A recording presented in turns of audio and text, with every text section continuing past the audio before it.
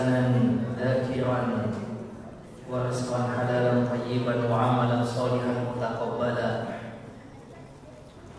Jamaah sekalian yang dimuliakan Allah Subhanahu wa taala, kembali senantiasa kita memperbaharui syukur kita kepada Allah Subhanahu wa taala.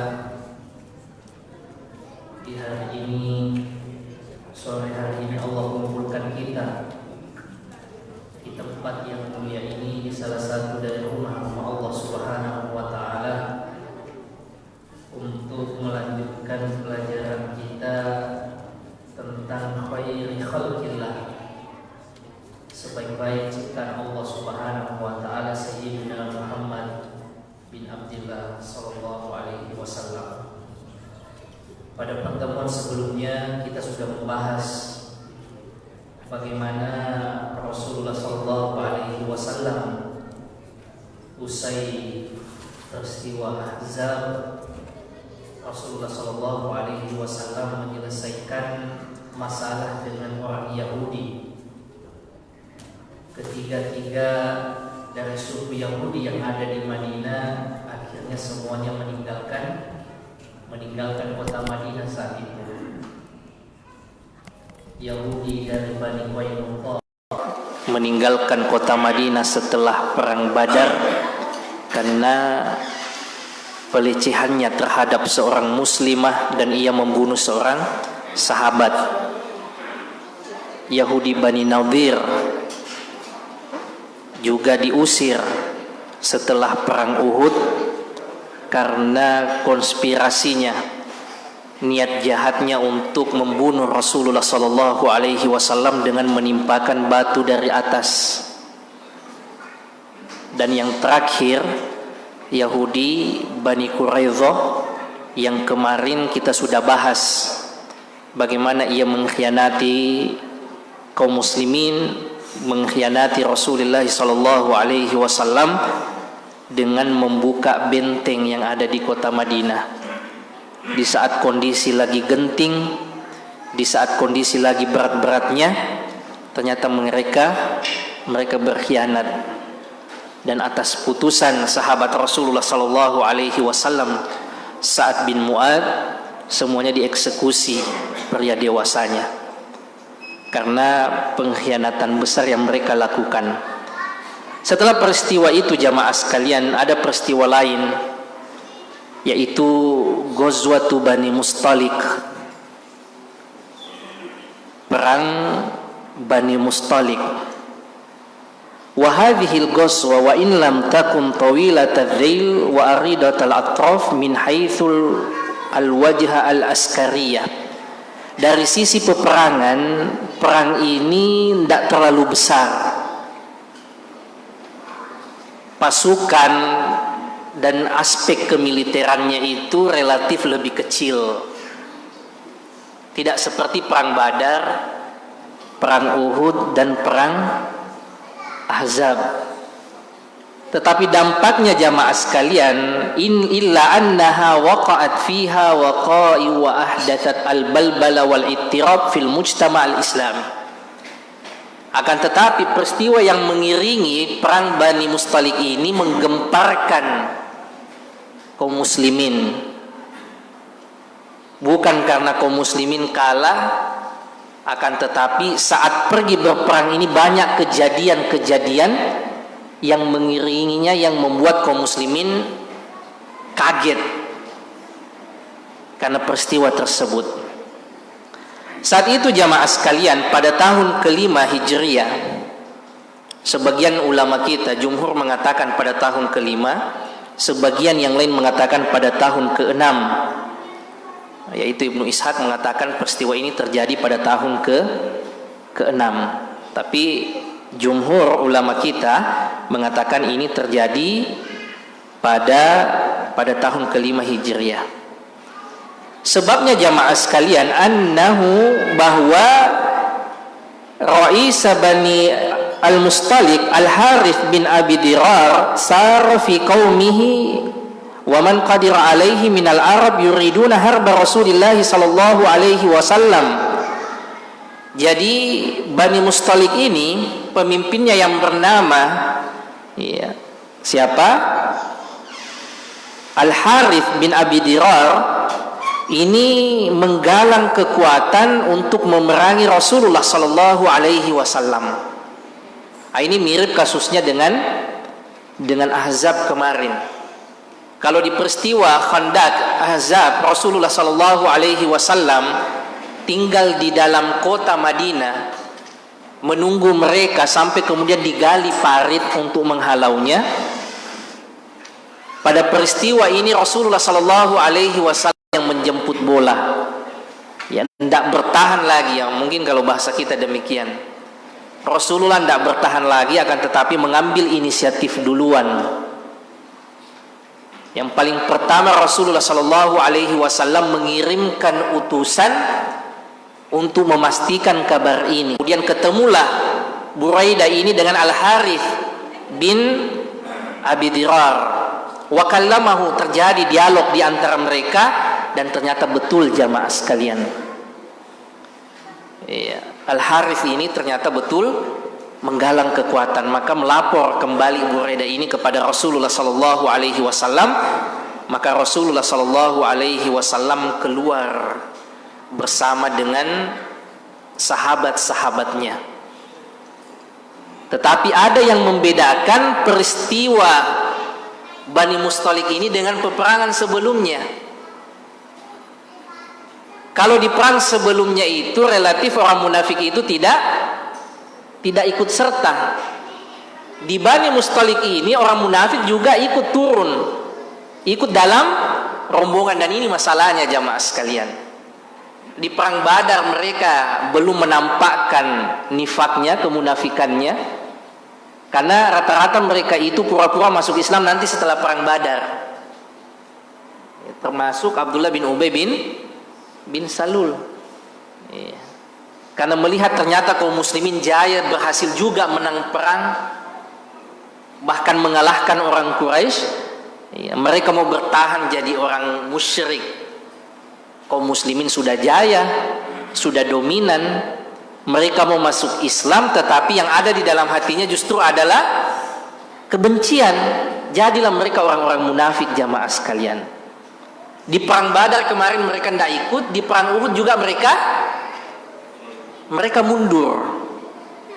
Saat di tengah jalan bahkan mereka merontokkan pasukan Rasulullah sallallahu alaihi wasallam. Di perang Ahzab juga mereka tidak berpartisipasi. Masih ingat waktu sahabat menggali parit? Di saat Allah subhanahu wa ta'ala memuji kaum muslimin saat sudah melihat pasukan besar itu dengan mengatakan inilah memang janji Allah dan Rasulnya. Akan tetapi kata orang munafik, tidak ada janji Allah dan Rasulnya kecuali hanya tipu-tipu saja. Mereka juga di perang Ahzab tidak berpartisipasi. Masalahnya di Bani Mustalik ini mereka ikut jamaah sekalian.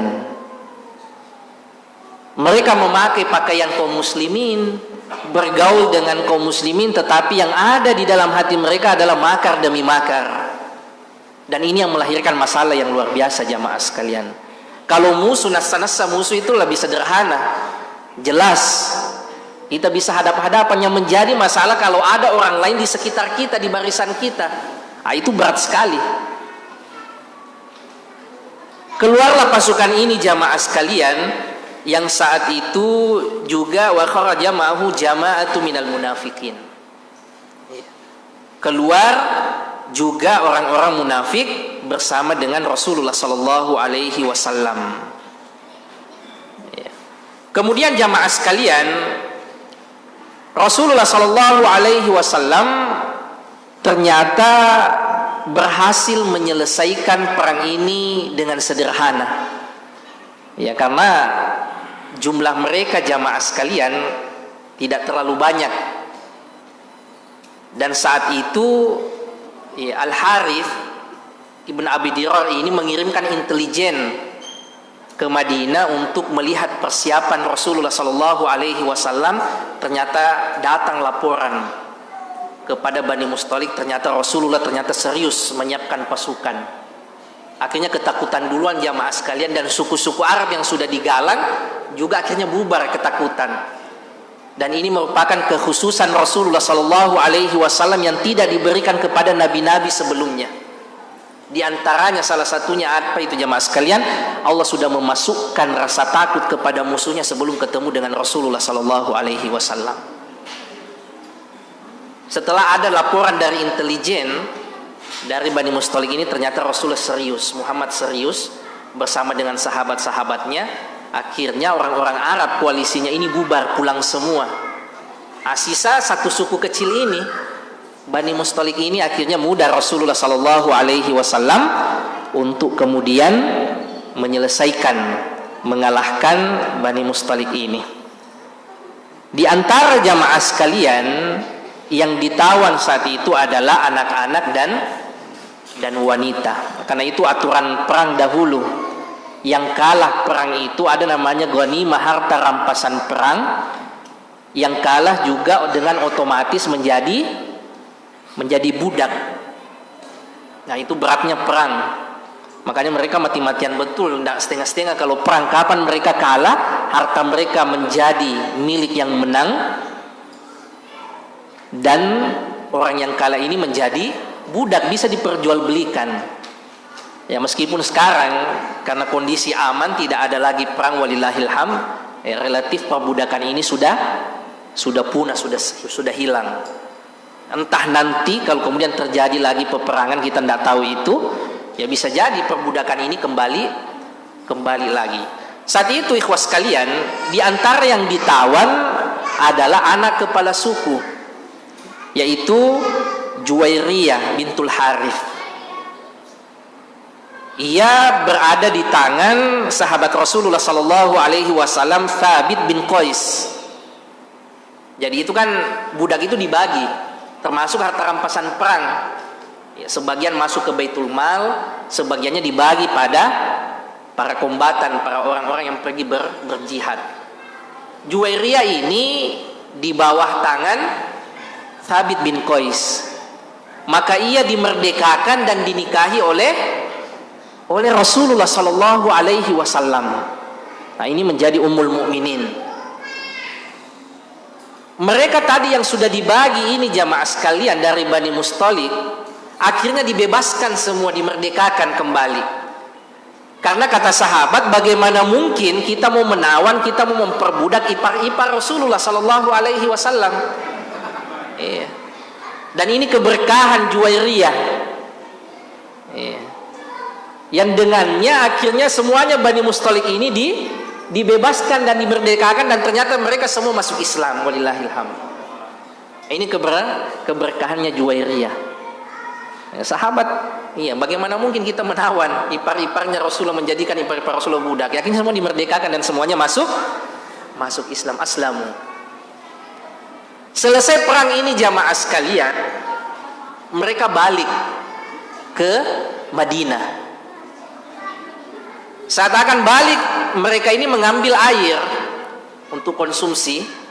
Saat itu ada dua orang, satu dari kalangan Ansor, satu dari kalangan Muhajirin, terjadi masalah di sumur. Wadah airnya itu beradu, sehingga masing-masing tersinggung. Ada seorang yang bernama seorang yang merupakan temannya Umar ibn Khattab, Ajir, orang yang disewa oleh Umar ibn Khattab dari kalangan Muhajirin, bersama dengan salah seorang dari Ansor. Itu beradu wadah airnya, sampai kemudian mereka bertengkar, berkelahi jamaah sekalian. Yang Muhajirin tadi, yang temannya Umar, itu berteriak dan mengatakan, ya lal Muhajirin, wahai orang-orang Muhajirin. Yang orang Ansor juga berteriak, ya lal Ansor, wahai orang-orang Ansor. Ternyata jadi mau tawuran jamaah sekalian, masing-masing mengumpulkan masanya.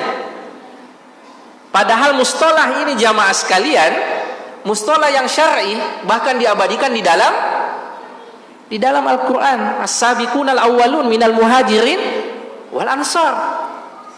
Orang-orang yang awal-awal masuk Islam dari kalangan Muhajirin dan Ansor. Walladzina tabauhum bi ihsan radhiyallahu anhum wa radu'an. Dan yang mengikuti mereka dengan baik, Allah ridho kepada mereka dan mereka pun ridho kepada Allah Subhanahu wa taala. Mereka sudah hampir perang tawuran jamaah sekalian. Ada seorang yang melapor kepada Rasulullah sallallahu alaihi wasallam. Rasulullah kemudian menemui mereka dan mengatakan, abi da'watil jahiliyah wa ana baina azhurikum. Apakah masih ada panggilan-panggilan jahiliyah yang seperti ini sementara saya sudah ada di tengah-tengah kalian, saya masih ada di tengah-tengah kalian. Ini bahayanya fanatisme jamaah sekalian. Fanatisme kelompok, mazhab, ormas atau apapun itu. Kalau saja fanatisme yang nama mereka diabadikan di dalam Al-Quran tidak boleh, maka apalagi yang selainnya jamaah sekalian.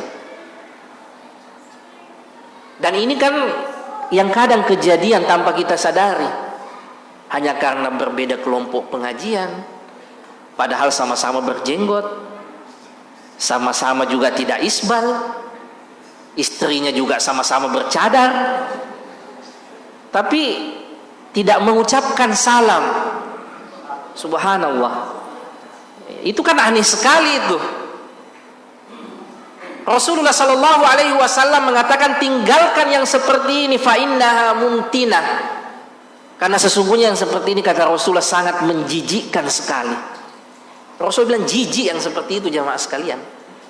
Padahal Muhajirin dan Ansor ini bahasa Qur'ani, laqab Qur'ani, gelar Qur'ani, tapi kalau dipakai untuk fanatik, maka itu sangat menjijikkan, kata Rasulullah sallallahu alaihi wasallam. Kalau saja tahazzub dan ta'assub dengan Muhajirin dan Ansor Rasulullah sallallahu alaihi wasallam sebut menjijikkan, maka bagaimana lagi dengan yang selainnya jemaah sekalian? Bendera ormas ini, bendera ormas itu, kelompok pengajian ini, kelompok pengajian itu. Ini tidak mamduh jemaah sekalian. Ini sesuatu yang tidak terpuji. Kita hadir di kelompok pengajian ya untuk belajar, untuk memperbaiki diri. Kita tergabung mungkin dalam ormas ya untuk menyatukan potensi supaya bisa berkhidmat lebih banyak kepada agama ini. Karena begitulah dulu sahabat Rasulullah sallallahu alaihi wasallam berjuang, tidak kerja sendiri-sendiri. Ada yang bisa jadi ulama, disiapkanlah sebagai ulama sebagaimana kita, dimasukkan ke stiba mungkin, dikasih masuk menghafal Quran. Ada yang tidak bisa jadi ulama karena susah menghafal, iya. Tapi pintar melobi, kuat antar undangan, kuat pasang spanduk. Itulah potensinya jamaah sekalian. Sebagaimana sahabat Rasulullah Hasan bin Thabit, tidak bisa jadi ulama, tidak bisa juga berperang, tetapi ada kelebihannya, bisa bersyair. Maka disitulah posnya, iya. Karena kita masing-masing diciptakan oleh Allah Subhanahu wa taala, berbeda-beda potensi kita jamaah sekalian. Jangan dipaksakan. Kalau tidak bisa jadi ulama jangan dipaksakan, bisa-bisa stres itu. Iya, karena tidak semuanya orang diberikan karunia untuk bisa menghafal dan memahami. Iya, saya teringat ada teman dulu di Madinah. Iya, orang Indonesia, kebetulan kakaknya alumni Madinah, Ustadz. Kemudian ibunya juga berharap agar anaknya ini jadi ustadz seperti kakaknya. Sayangnya potensinya beda. Yang tidak enak, terbebani sama harapan ibunya, akhirnya stres. Iya. Karena tidak semuanya orang memang bisa sama posnya. Sebagaimana sahabat-sahabat Rasulullah Sallallahu Alaihi Wasallam tidak semuanya jadi ulama. Ulamanya sahabat kan ya seperti Abdullah bin Umar, Abdullah bin Abbas, Umar dan yang lainnya. Ada yang fokusnya di jihad seperti Khalid. Nah begitulah kita yang kita adopsi dalam perjuangan. Ada ormas, tetapi itu bukan pembatasan untuk kemudian kita fanatik. Kalau bukan dari ormas kita, seakan-akan sudah bukan saudara kita. Kalau ormas kita yang salah, tetap kita bela. Kalau ormas orang lain meskipun benar, tetap kita salahkan. Tidak seperti itu jamaah sekalian. Rasulullah Sallallahu Alaihi Wasallam mengatakan, muntinah, sangat menjijikkan sekali yang seperti itu jamaah sekalian. Karena wala dan barok kita jamaah sekalian karena akidah, bukan karena ikatan kelompok pengajian dan kelompok yang lainnya jamaah sekalian, atau madhab tertentu. Selama ia orang muslim, maka ia berhak mendapatkan cinta kita sebatas ketaatannya kepada Allah Subhanahu wa ta'ala. Begitu pula sebaliknya jamaah sekalian. Maka jangan seakan-akan saudara kita itu pada kita saja. Misalnya yang hadir di Masjid An-Nur ini, yang tidak di kelompok pengajian kita, ya beda dengan kita, bukan saudara kita, tidak seperti itu. Kita diikat, kita dipersaudarakan oleh Allah Subhanahu wa ta'ala dengan akidah yang mulia ini.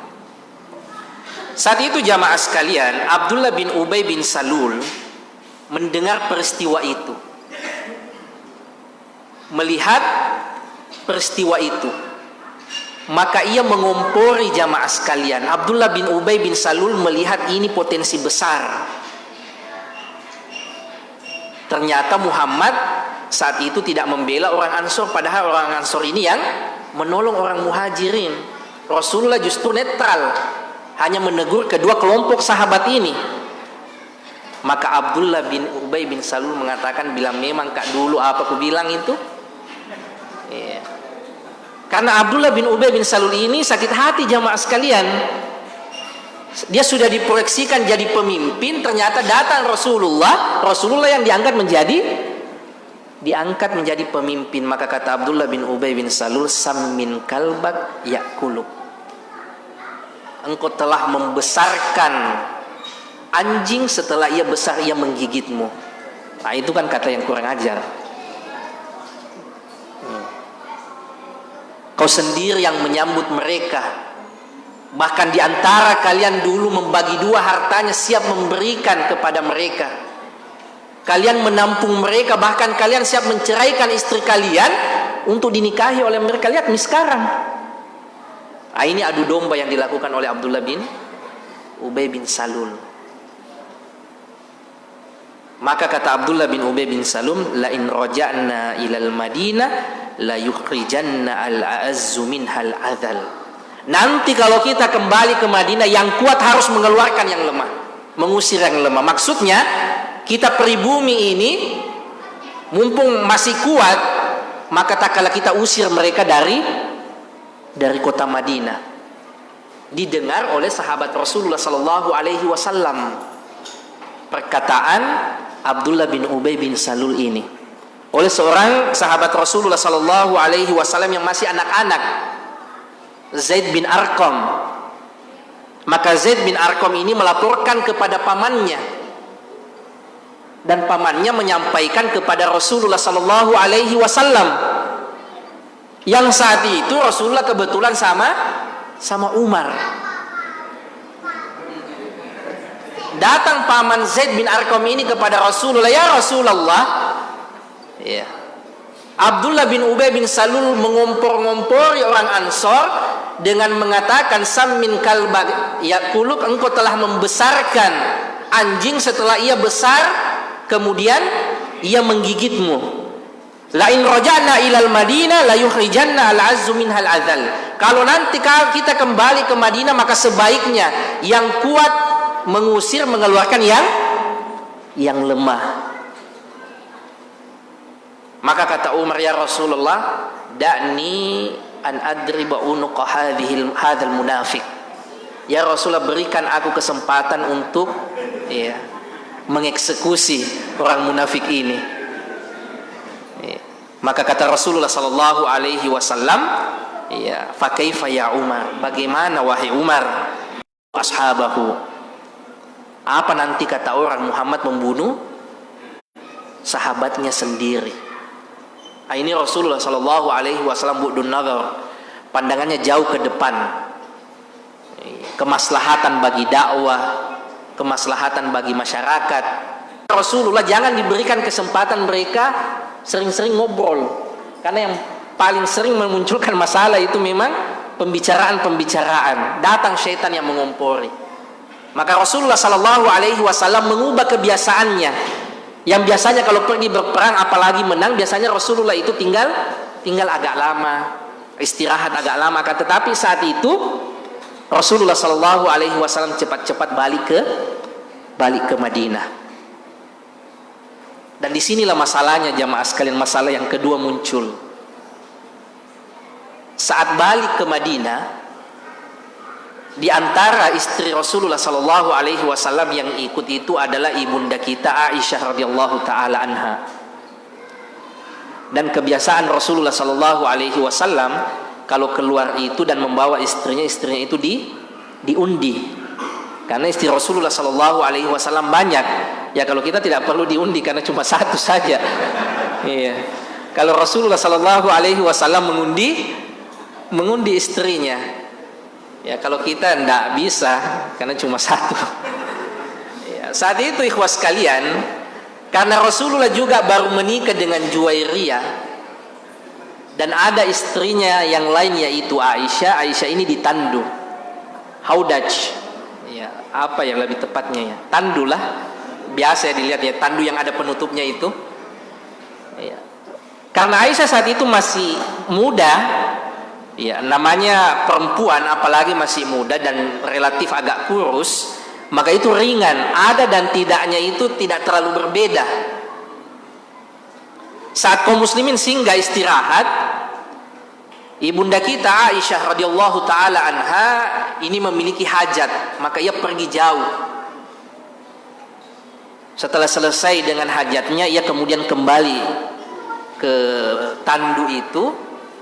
Ternyata ia periksa kalungnya itu tidak ada lagi, hilang. Maka ia tinggalkan lagi tandunya dan pergi cari kalungnya. Dan sebagaimana yang kita sebutkan tadi, kali ini strateginya Rasulullah Shallallahu Alaihi Wasallam berbeda, bersegera untuk balik ke Madinah. Sahabat yang membawa tandu ini, yang menaikkan ke unta ini, tidak tahu kalau di atas tandu itu belum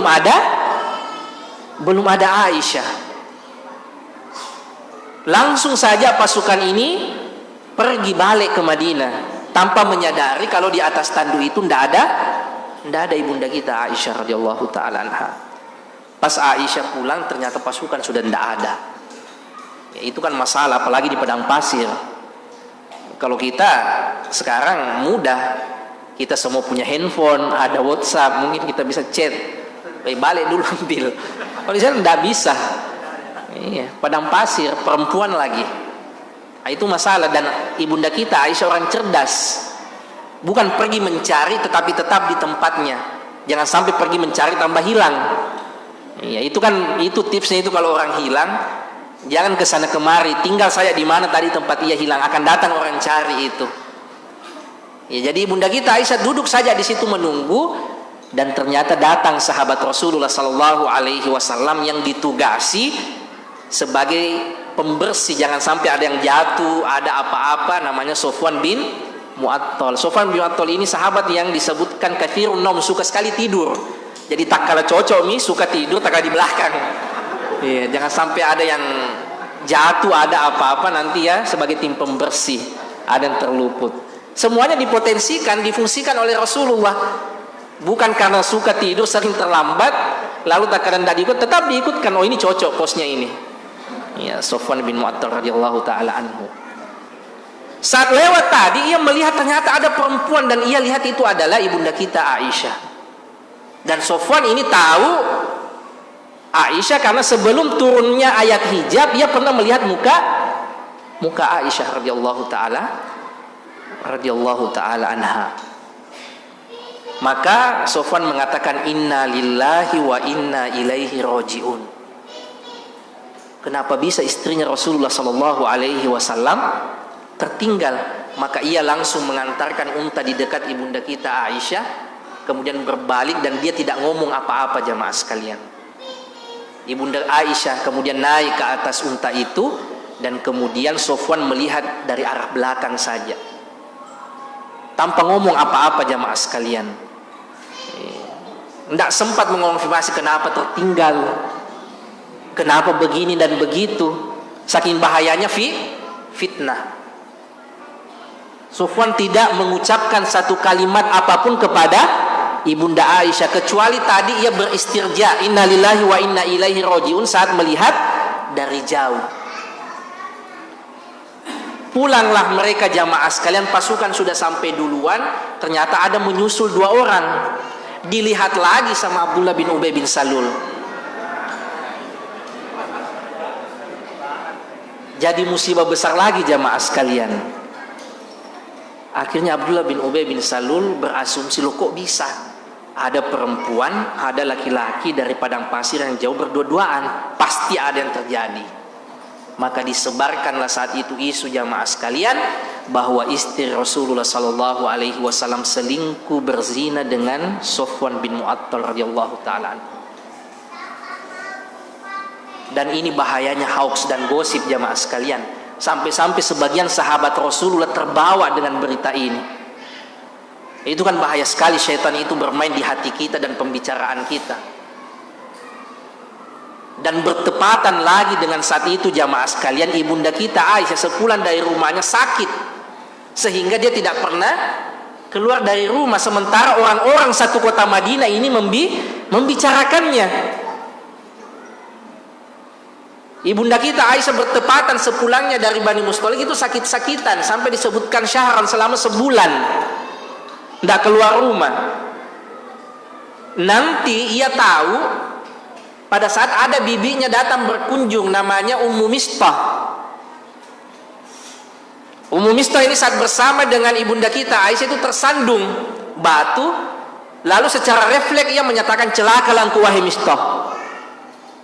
Aisyah kemudian mengatakan, bagaimana mungkin engkau mendoakan celaka pada anakmu sendiri, wahai bibiku. Mistah itu adalah sahabat Rasulullah yang mulia. Ia adalah veteran alumni perang Badar. Yang kata Allah Subhanahu wa taala, "I'malu ma syi'tum." Lakukan apa saja yang kalian ingin lakukan, faqad ghafartu lakum. Sungguh saya telah mengampuni kalian. Lalu engkau kemudian mendoakan kecelakaan baginya. Disitulah Ummu Mistah kemudian menceritakan, wahai Aisyah, tidakkah engkau dengar perkataan orang selama ini tentangmu? Termasuk yang sering membicarakanmu itu adalah sepupumu, anakku Mistah. Oh, baru Aisyah sadar, pantasan selama ini Rasulullah berbeda sekali sikapnya. Ternyata tersebar isu jamaah sekalian, isya'ah, hoax, bahwa ibunda kita Aisyah selingkuh, dan Rasulullah sallallahu alaihi wasallam terpukul. Ia minta pandangan sahabat-sahabatnya kira-kira bagaimana menyikapi hal ini. Ia minta pandangan Ali bin Abi Thalib. Ali bin Abi Thalib mengatakan, ya Rasulullah, wahai Rasulullah, sesungguhnya perempuan-perempuan, wanita-wanita di sekitarmu yang baik-baik masih banyak. Kemudian kepada sahabat Rasulullah sallallahu alaihi wasallam yang lain kemudian diusulkan, ya Rasulullah, kalau engkau ingin mengetahui ibunda kita Aisyah bagaimana sebenarnya, lihat perempuan siapa yang paling dekat dengannya dan tanya bagaimana sebenarnya selama ini. Maka dicarilah siapa khadimah yang biasa membantu ibunda kita Aisyah, diinterogasi, apa aib Aisyah yang selama ini engkau tahu? Kata khadimah ini, perempuan ini tidak pernah ada aib yang saya tahu dari Aisyah kecuali satu saja. Ia pernah membuat adonan roti kemudian ngantuk tertidur, akhirnya adonan itu dimakan oleh hewan. Itu saja aibnya jemaah sekalian. Yang lainnya tidak ada. Itu pun bukan sebenarnya aib, yang namanya manusia biasa. Kemudian ada sahabat Rasulullah sallallahu alaihi wasallam, Abu Ayyub Al-Ansari, itu datang kepada istrinya. Ini sahabat yang cerdas, yang kemarin saat orang berebutan Rasulullah, ia justru mengambil perbekalan Rasulullah ke rumahnya. Termasuk pada peristiwa ini, mauqifnya, sikapnya sangat luar biasa jamaah sekalian. Abu Ayyub Al-Ansari datang kepada istrinya, kira-kira kalau engkau berada di posisi ibunda kita Aisyah, apakah engkau akan melakukan perbuatan yang menjijikkan itu? Kata istri Abu Ayyub Al-Ansari, mana mungkin saya mau melakukan yang seperti itu. Maka kata Abu Ayyub, kalau engkau saja tidak mungkin melakukan itu, maka bagaimana lagi dengan Aisyah?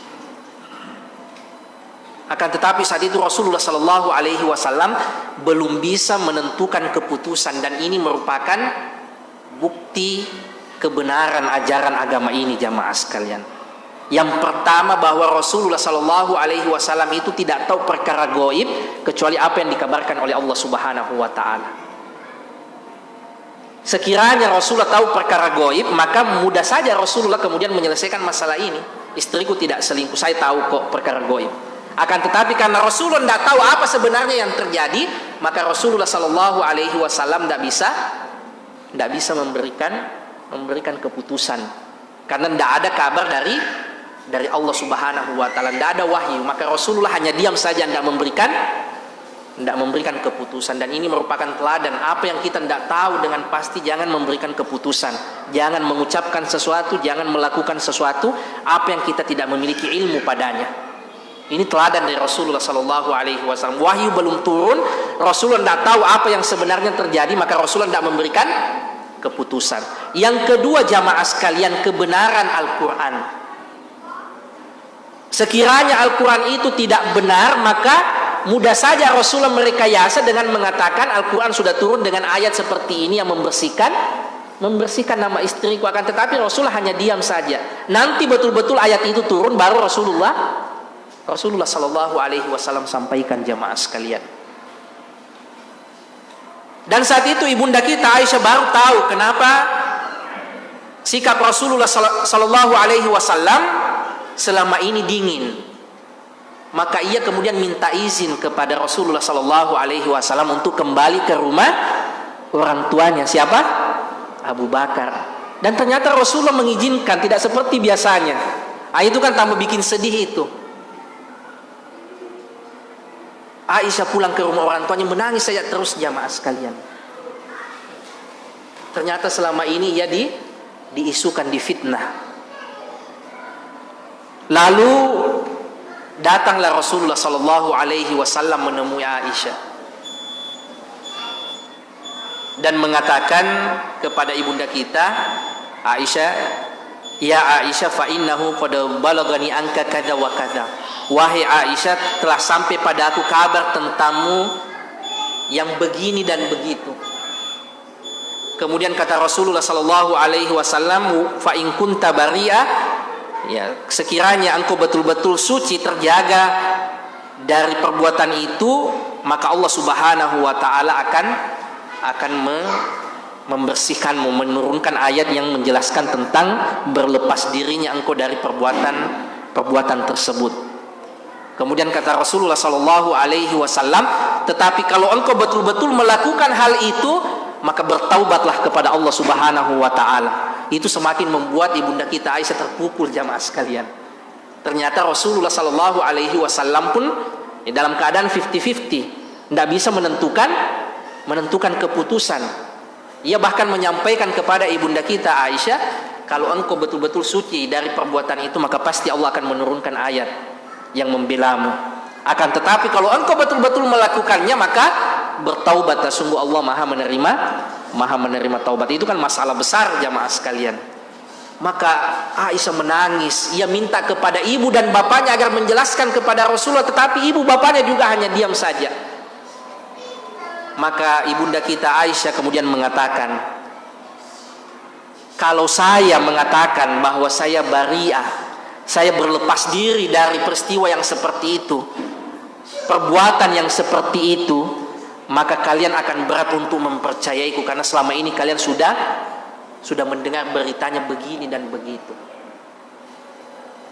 Kalaupun saya mengakui di depan kalian bahwa saya telah melakukan itu, kalian akan percaya meskipun Allah tidak percaya, tahu saya tidak melakukan hal itu. Maka untuk apa saya mengakui atau mengingkarinya? Dan ibunda kita Aisyah hanya mengatakan, fasabrun jamil wallahul musta'anu ala ma tasifun.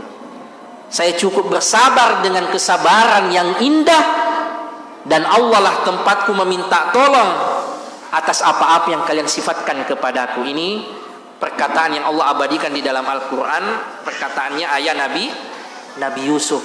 Karena kadang jamaah sekalian, kita berada di posisi seperti ibunda kita Aisyah, kita betul-betul bingung. Seakan-akan memang semua tuduhan itu mengarah ke kita, meskipun kita tahu bahwa tidak salah ini kodong. Tapi tidak ada jalannya kecuali hanya bersabar saja. Ada memang masalah itu obatnya cuma satu saja, bersabar. Seperti ibunda kita Aisyah, tidak ada solusinya kecuali hanya bersabar. Kata ibunda kita Aisyah, saya juga mau menyangkal, kalian pasti tidak percaya. Karena kalian sudah menggoreng berita ini sudah sebulan. Bahkan yang ikut terlibat dalam berita itu sepupunya beliau sendiri, yaitu Mistah. Mistah ini dibesarkan, dibiayai sama Abu Bakar. Tapi ternyata ia terlibat dalam penyebaran berita yang tidak benar ini, jamaah sekalian. Ipar Rasulullah termasuk yang ikut. Hamna bintu Jahsh, istri dari Mus'ab bin Umair.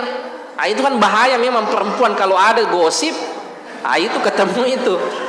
Jangankan perempuan kita, istrinya Mus'ab bin Umair, iparnya Rasulullah terbawa isu, jamaah sekalian. Termasuk sahabat Rasulullah yang kemarin Hasan bin Thabit, yang pintar merangkai kata, terbawa juga dengan gosip yang tidak benar itu.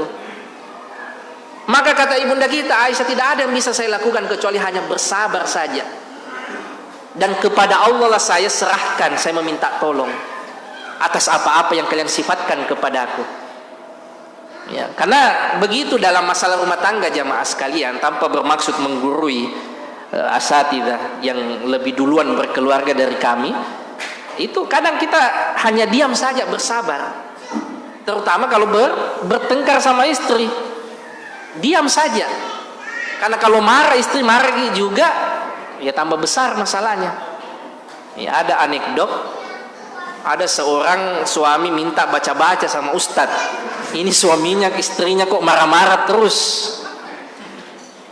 Maka ustadz ini mengatakan, tunggu dulu, saya ada baca-baca, saya tulis dulu di dalam. Dia tulis, kemudian dia gulung di kertas. Dia kasihlah ke sang suami ini dengan mengatakan, nanti kalau istrimu marah, jangan bikin apa-apa, gigit saja kertas ini. Iya. Ternyata diikuti betul petunjuknya, jamaah sekalian. Setiap istrinya marah, ya dia gigit kertas itu. Setelah berlalu beberapa lama, akhirnya menurun tensi pertengkaran itu. Rumah tangganya relatif lebih harmonis. Ia konfirmasi ke ustadz, ke kiai, sebenarnya baca-baca apa tadi itu yang kita kasih. Setiap saya bertengkar, saya gigit. Ternyata betul-betul mujarab. Kata ustaznya, tidak ada sebenarnya saya tulis, tapi kalau kau gigit itu berarti kau tidak komentar. Iya, setidaknya itu sudah menyelesaikan masalah. Makanya seperti itu saja. Kalau istri marah sudah, diam saja. Ya, makanya itu kata Abu Darda kepada istrinya, kalau saya yang marah kau yang harus diam, tapi kalau kau yang marah saya yang harus diam. Karena kalau api ketemu api, yang ada adalah semuanya terbakar. Nah, maka ini jamaah sekalian menarik untuk kita teladani dari rumah tangga Rasulullah Sallallahu Alaihi Wasallam. Ini bukan masalah sederhana, jamaah sekalian. Coba antum bayangkan, antum berada di posisinya Rasulullah. Istri antum diisukan dengan hal yang seperti itu beban mental yang sangat berat. Apalagi beliau seorang nabi, guru bagi sahabatnya, pemimpin bagi sahabat-sahabatnya.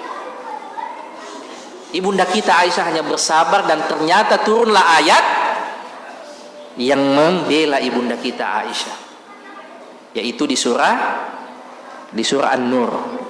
Innal ladzina ja'u bil ifki usbatum minkum.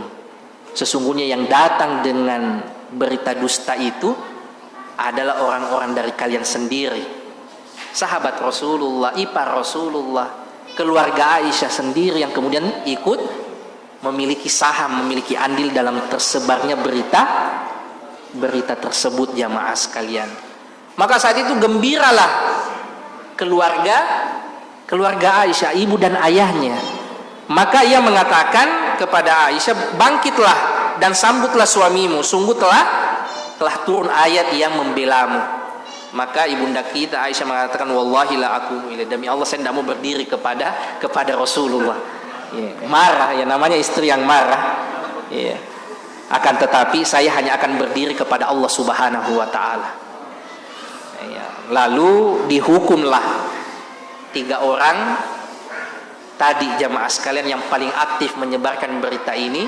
Yang pertama sepupu Aisyah sendiri, yaitu Misto bin Utsatha, yang kedua adalah Hasan bin Thabit, dan yang ketiga adalah Hamna bintu Jahsh. Semuanya dihukum dengan hukuman cambuk. Abu Bakar merasa terpukul, terutama dengan Misto. Kalau kita dizolimi sama orang lain memang menyakitkan jamaah sekalian, tapi kalau kita dizolimi sama keluarga sendiri itu lebih-lebih sakitnya. Apalagi yang membiayai hidupnya, yang membesarkannya adalah Abu Bakar. Maka Abu Bakar saat itu menghentikan suplai bantuan karena sedihnya, karena sakit hatinya jamaah sekalian. Akan tetapi turun ayat Allah Subhanahu wa taala, wal ya'fu wal yasfahu, maafkanlah dan lapangkanlah dadamu. Ala tuhibbuna ay yaghfirallahu lakum, bukankah engkau juga suka kalau Allah mengampunimu? Maka maafkanlah juga orang lain. Dan ini luar biasanya Abu Bakar jamaah sekalian, langsung ia lanjutkan kembali bantuannya, langsung ia suplai tetap kembali kepada Misto ini. Padahal yang dilakukan ini bukan sesuatu yang sederhana jamaah sekalian.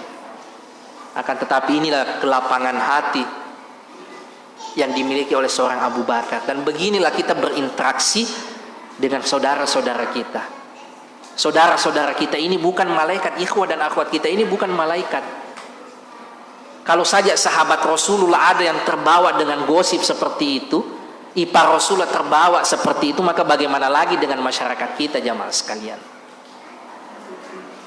Sebagaimana kita ingin diampuni oleh Allah Subhanahu wa taala, dimaafkan oleh Allah Subhanahu wa taala, maka begitulah juga kita dengan saudara-saudara kita yang berbuat salah. Bukan untuk membenarkan kesalahan itu, akan tetapi sebagaimana kita manusia biasa bisa terjatuh dalam kesalahan, maka begitu juga dengan saudara-saudara kita. Kita berinteraksi bukan dengan masyarakat malaikat, akan tetapi kita berinteraksi dengan manusia biasa yang bisa terjatuh dalam kesalahan sebagaimana kita. Inilah pelajarannya jamaah sekalian yang bisa kita ambil dalam peristiwa Ghazwatu Bani Mustalik ini. Mudah-mudahan ada manfaatnya, terutama untuk pribadi kami sendiri, agar kita bisa lebih mencintai Rasulullah Sallallahu Alaihi Wasallam, keluarga dan sahabat-sahabatnya, dan dikumpulkan kelak bersamanya di surganya Allah Subhanahu Wa Taala, sebagaimana kabar gembira dari Rasulullah, almar'u ma'aman ahab, seseorang itu akan dikumpulkan dengan orang yang dicintainya. Wassallallahu ala nabiyyina Muhammad wa ala alihi wa sahbihi wasallam, wa akhiru da'wana alhamdulillahi rabbil alamin. Wassalamualaikum warahmatullahi wabarakatuh.